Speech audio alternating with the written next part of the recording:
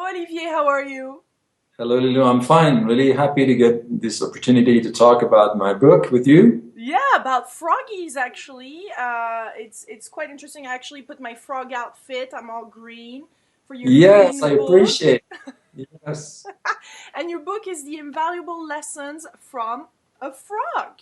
How did that's you get right. started on this? On those actually, there's seven life enhancing metaphors in there, and I want to get into more why you choose metaphors. But why is this a lesson from a frog? Well, as you say, there are seven metaphors in this book, and the first one is the famous metaphor about the frog. I realized many years ago when I gave lectures that usually at the end people remember mostly images, metaphors, allegories, and of course jokes. I love telling jokes and people always remember that.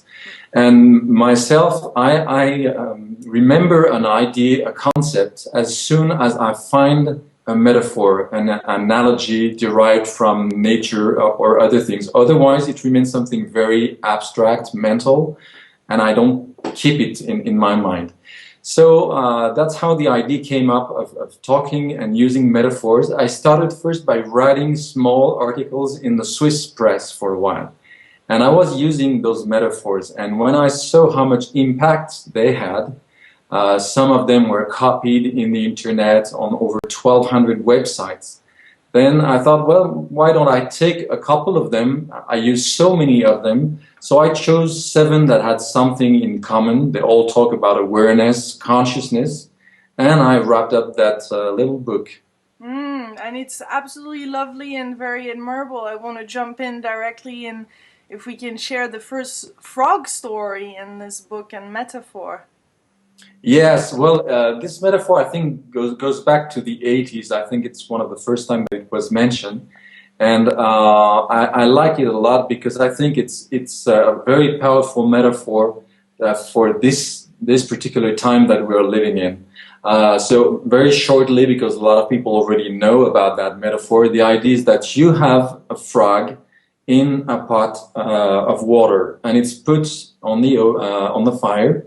And at first the water is cold, so the frog is just fine in there, and the water temperature will rise very slowly.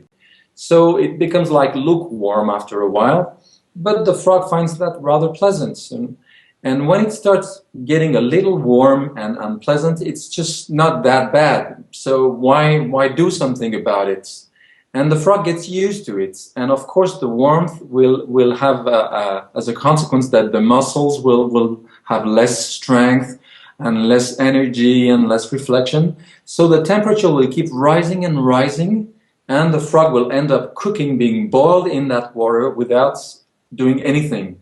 Whereas you take the same frog, you put it in a pot of water that's already half boiling, and woof, in just one shot, the frog is out of the pot. So, what is the parallel with our life? What can we learn from this? Well, the parallel is obvious everywhere because when there's a change that is sudden enough, powerful enough, we react. We go out in the streets, we do something about it. But when a situation slowly deteriorates over days or weeks or even months or years, then most of the time we are not aware of it and we don't react to it. I always say I don't know anybody who says my couple, my relationship started going wrong on Friday at 2 o'clock. No, it's over months or years. That's something that was wonderful, marvelous in the beginning, lots of love, and this tended to deteriorate to the point where you say, well, we have to divorce now. Look at ecology, for example. If you have a huge tanker in the ocean that suddenly breaks into and you have tons and tons of fuel everywhere, then people will do something about it. They will say, well, hey, pollution and this and that. But if you have for years and years and years a slow, invisible pollution, you have stuff that's put in the soil or in the air or in the water, but you don't see it, then the end result of that is much more dangerous, much more negative, but oftentimes we don't say anything. Or food has less and less taste to it. We don't say anything. Look at our health, same thing. If I have suddenly one major illness, I'll react, I'll take medication, I'll go to the doctor.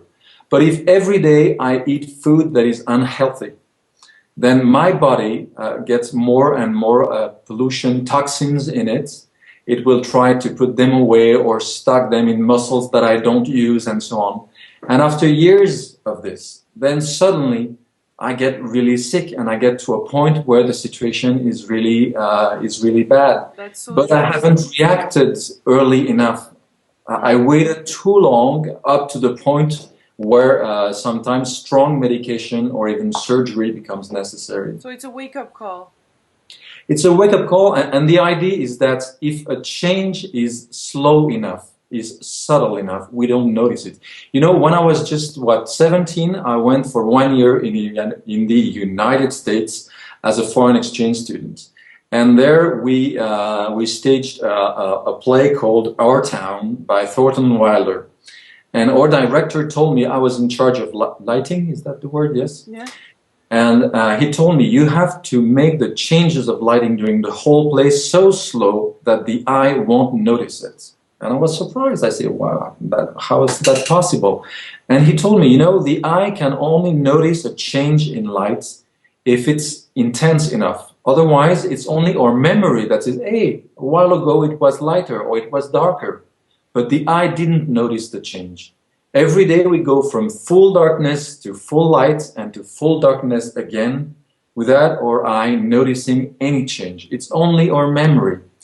And the frog metaphor tells us that if we are not aware enough, if we are not conscious enough, then we can undergo major changes in our health, in our relationships, in our democracy, or in many other situations without reacting, without taking the necessary measures. Mm. So what do we do when we know that? Like I can definitely see that, and now what? Well, now the idea, the main lesson, and this lesson is present in this first metaphor, but it goes through the whole book, is that we cannot afford not being conscious. Being conscious is something fundamental to being a human being. And so we must develop our consciousness, develop our awareness. If you look at most spiritual traditions, then the idea is to increase your awareness of your body, your awareness of your emotions, of your surroundings, of others, of nature. There is no spirituality, there is no real human life without consciousness and awareness. And if we don't pay attention to it, then there are so many, like a friend used to say, weapons of massive distraction, you know, that tend to anesthetize, is that the word? To lower our awareness, to make us go to sleep and just be zombies and go about doing things without being aware, conscious, and reflecting. So the idea of this metaphor is whatever discipline you choose, whatever method, work on increasing your level of awareness, of consciousness. And then you get into this second lesson, which is more about quantum leap in our life, which is very complementary to the first one. Can you tell us about the Chinese bamboos? Yeah, I love that metaphor. And apparently when I give lectures and when people write to me after reading the book, it's also one of the metaphors they most enjoy. The frog tends to scare a little bit people. Wow, there are things happening and we're not aware of it and we don't react. And after that, the bamboo just opens up the horizon. So the idea of the Chinese bamboo, you know, there exist over, I think, 800 varieties of bamboo. So this particular Chinese bamboo, when you plant a seed of it in the soil and you water it and you're waiting there for something to sprout and come out of the earth, well, nothing happens at first. So you wait a couple of days, couple of weeks, nothing. So you wait many months and a full year and still nothing is coming out of the earth. So you end up thinking maybe the seed I've used was just no good. And the second year goes by and still nothing. And a third, a fourth, and a fifth year go by without anything happening. And suddenly at the end of the fifth year, you have your bamboo not only sprouting, but growing up to 12 meters high in just one single year. So it's a very powerful and sudden growth. But what we don't understand, because we don't see it, is that during those 5 years, the bamboo was not sleeping. It was developing a very strong network of roots underground, invisibly. And again, I find this metaphor just wonderful, because oftentimes we will look at just the surface, just the visible, and we will say, well, here nothing is happening. This is desperate. Nothing is happening, nothing is improving, and we can become very gloomy, thinking, well, the world is not going so well. It's quite depressing to not see results. Right. And actually, in many cases, in many situations, if you look below the surface, you will see that something is slowly but very powerfully preparing. And that's when the time is ripe, you will see amazing results. So again, I illustrate this metaphor with numerous examples. I'll take just one that comes to mind right now. For about 10 years now, we hear about what's called creative cultural. It's a movement that gathers over 25% of the American population, for instance. In Europe, it's close to the same. It's the name that has been given by sociology to all the people interested in what we call the new paradigm. They are interested in ecology, they are interested in better education, they are interested in natural medicine, in feminine values, and so on. And if you look at that movement, it's nowhere present in the mainstream media. You won't find it in main televisions or press or whatever. And people looking at just what television says or what the main media say can say, well, this world is going nowhere. I mean, more criminality, more pollution, more this, more that. Everything is going a waste. And actually, below the surface, for maybe 20 or 30 years, a very strong Chinese bamboo, symbolically speaking, a very strong movement has been growing roots. And you are a member of it, I'm a member of it, millions of people over the world are members of it, and they are trying to create momentum so that at the right time something may grow and develop very rapidly and powerfully. And so the metaphor of the Chinese bamboo gives hope that it's not because we don't see anything in a particular situation that nothing is happening. There is the visible and there's the invisible. A child before being born will develop for 9 months in obscurity, in the dark, in the womb of its mother. A seed before growing and becoming a plant needs to develop in the dark. So this metaphor helps us understand that most of the things that get created first start in the obscurity, in the dark. That definitely gives a lot of hope, because it is true, it takes a lot of time and a lot of efforts before getting the momentum, and I find that very, very inspiring. When I read that, I'm like, right on. We all, especially when we want to make a difference in the world, we all need to hear that at a certain point, and I'm so happy that you share this invaluable lesson of a and I'm the father of three kids, 3 sons, and I also show how this metaphor can help us as parents. For example, there are what I call bamboo kids. A normal kid will have a normal, regular progression. A bamboo kid, you will have the feeling, wow, he doesn't understand anything, he's no good, he's slow in reading, slow in this and that. And parents start wondering if their kid is not retarded, and they forget that Einstein, I think, started talking, he was over 3 years old, until the age of 7, he was considered retarded. And these kids actually have another way of developing themselves. They need to grow these silent, invisible roots. They pick up other information from their environment. And when they're ready... Isn't that indigo kids? Well, it can be, yes, indigo kids, but it can be kids with other capacities, not necessarily spiritual. They can be intellectual or artistic or whatever. But their development goes along the same lines as the bamboo. It is silent. It is invisible until at some point, woof! It shows up very powerfully. So we should be. There are enough tests today. We know enough about kids and human psychology to be able to differentiate between a kid that is really retarded or another one that just needs to be allowed his own slow, silent, invisible development, and to trust that and to be present, but not to start being scared and put labels on the kids and so on. You see?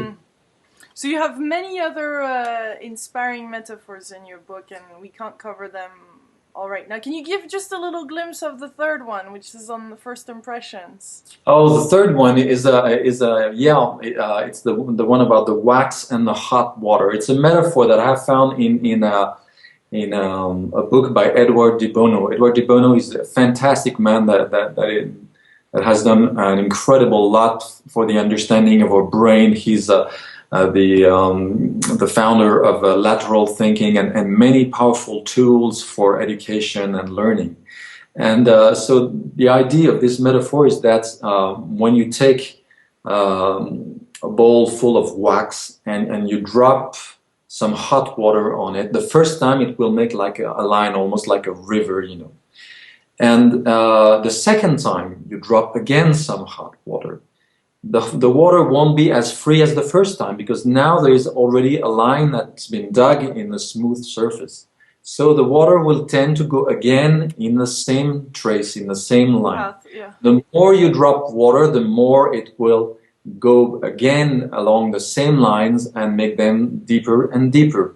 And I used that metaphor to show that the first impression, the first impact we make, whatever the field, be it learning to play the piano, or be it the first logo or motto you find for your company, or the first impression you get or you give when you meet somebody, tends to put a trace. And if you are very careful how you start things, then you gain a lot of energy, a lot of time, because then you're following the following times you will do the same thing, it will go along the same lines. Whereas if you don't pay attention, if the first impression, the first impact, the first message you send out is not right, then you will spend an incredible amount of energy trying to correct what was not done correctly at the beginning. So again, I illustrate this metaphor with numerous examples taken from everyday situation, you know,